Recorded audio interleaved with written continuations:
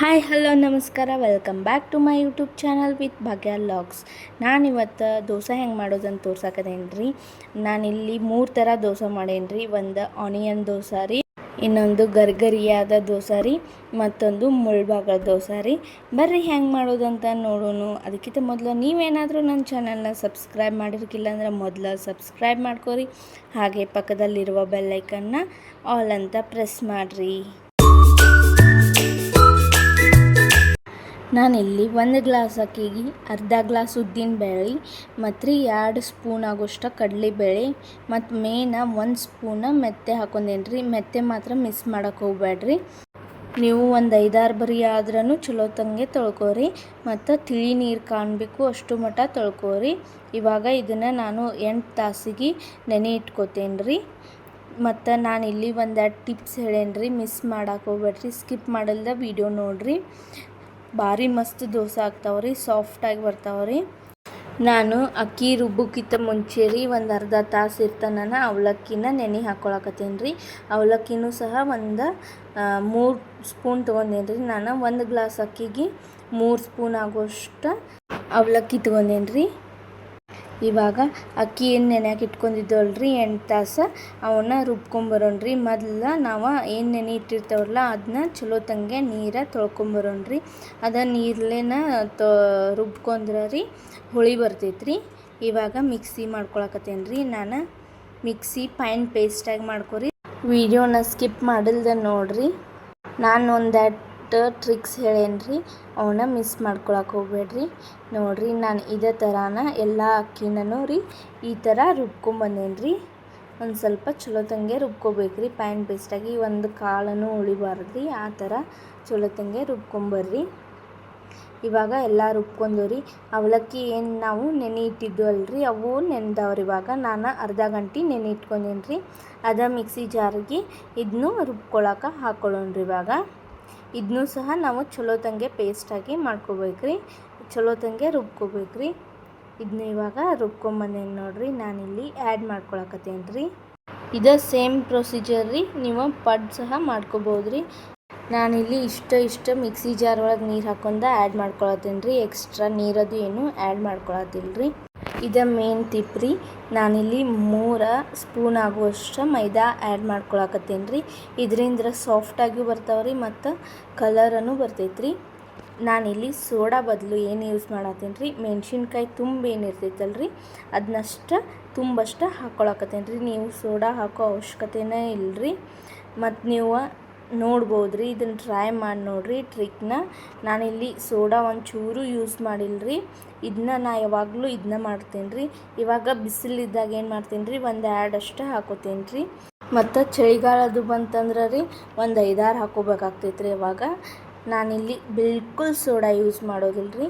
ಇದನ್ನ over night ಫರ್ಮೆಂಟೇಷನ್ಗೆ ಇಡೋಣ್ರಿ.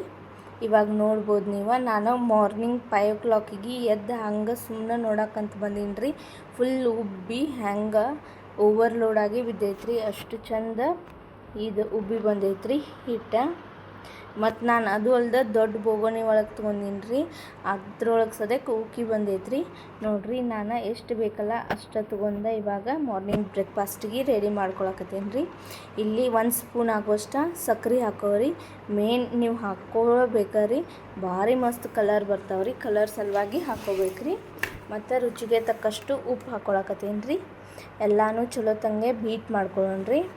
ನೀವು ಎಷ್ಟು ಚಲೋ ತಂಗೆ ಬೀಟ್ ಮಾಡ್ಕೋತಾರಲ್ಲ ಅಷ್ಟು ಚಲೋ ತಂಗೆ ಹಿಟ್ಟು ದೋಸೆ ಬರ್ತೈತ್ರಿ.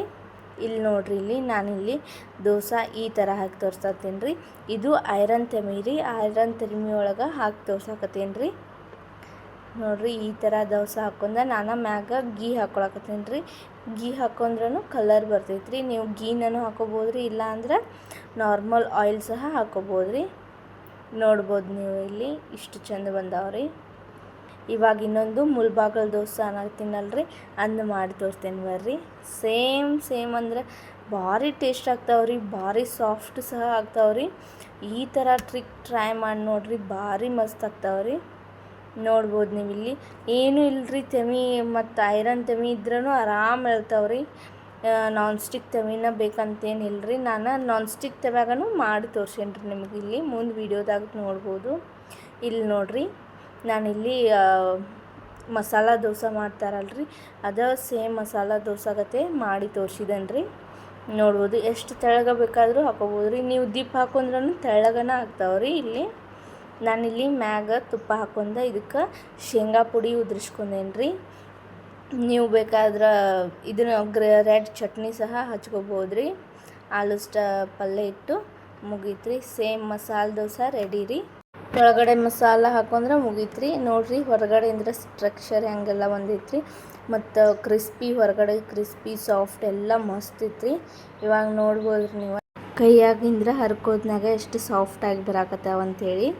ಇವಾಗ ಬರ್ರಿ ನಾನು ಆನಿಯನ್ ದೋಸೆ ಮಾಡಿ ತೋರಿಸ್ತೇನೆ ರೀ. ಅದು ಏನೂ ಇಲ್ಲರಿ, ನಾನ್ ಸ್ಟಿಕ್ ತೆಮಿ ಮ್ಯಾಗ ನಾನು ಇಲ್ಲಿ ಒಂದು ಸ್ವಲ್ಪ ಭಾಳ ತೀಡುವುದಿಲ್ಲ ರೀ, ಗಟ್ಟಿಯಾಗಿ ಹಿಟ್ಟು ಇಟ್ಕೋಬೇಕು ರೀ. ಜಾಸ್ತಿ ಆನಿಯನ್ ಹಾಕೊಂಡ್ರಿ ಕ್ಯಾರೆಟ್ ಹಾಕೋಬೋದು ರೀ.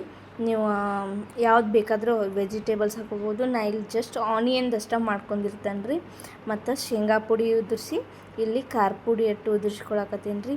ಹಿಂಗೆ ಮ್ಯಾಗ ಒಂದಿಟ್ಟು 2 ನಿಮಿಷ ಡಕ್ ಮಾಡಿ ಬೇಯಿಸ್ಕೊಂಡು ಒಳಗೆ ಇದನ್ನು ಹೈ ಫ್ಲೇಮ್ದಾಗ ಇಟ್ಕೋಬೋದು ರೀ. ನೀವು ಈ ಥರ ಮ್ಯಾಗ ಪ್ರೆಸ್ ಮಾಡ್ಕೋಬೇಕು ರೀ, ಯಾಕಂದ್ರೆ ಆನಿಯನ್ ಎಲ್ಲ ಔಟ್ಸೈಡ್ ಹೋಗಬಾರ್ದಲ್ರಿ. ಅದಕ್ಕಾಗಿ ನೋಡಿರಿ ಹೊಳಿಸ್ಕೊಂಡ ಇನ್ನೊಂದು ಸ್ವಲ್ಪ ಬೇಯಿಸ್ಕೊಂಡ್ರೆ ಮುಗೀತ್ರಿ. ಆನಿಯನ್ ದೋಸೆನೂ ರೆಡಿ ರೀ. ಇದಂತ್ರಿ ನನ್ನ ಫೇವ್ರೆಟ್ ದೋಸೆ ಹೇಳ್ಬೇಕಂದ್ರೆ ರೀ, ಭಾರಿ ಮಸ್ತ್ ಆಗ್ತಾವ್ರಿ ಇವ. ಇದ್ರ ಜೋಡಿ ಶೇಂಗಾ ಚಟ್ನಿ ಇತ್ತಂದ್ರೆ ಮುಗ್ದು ಹೋದ್ರಿ. ಅಲ್ಟಿಮೇಟ್ ಅಂದ್ರೆ ಅಲ್ಟಿಮೇಟ್ ರೀ. ಇದಕ್ಕೇನೋ ಸಬ್ಜಿ ಸಾಂಬಾರು ಅದು ಏನೂ ಬೇಕಾಗಿಲ್ಲ ರೀ.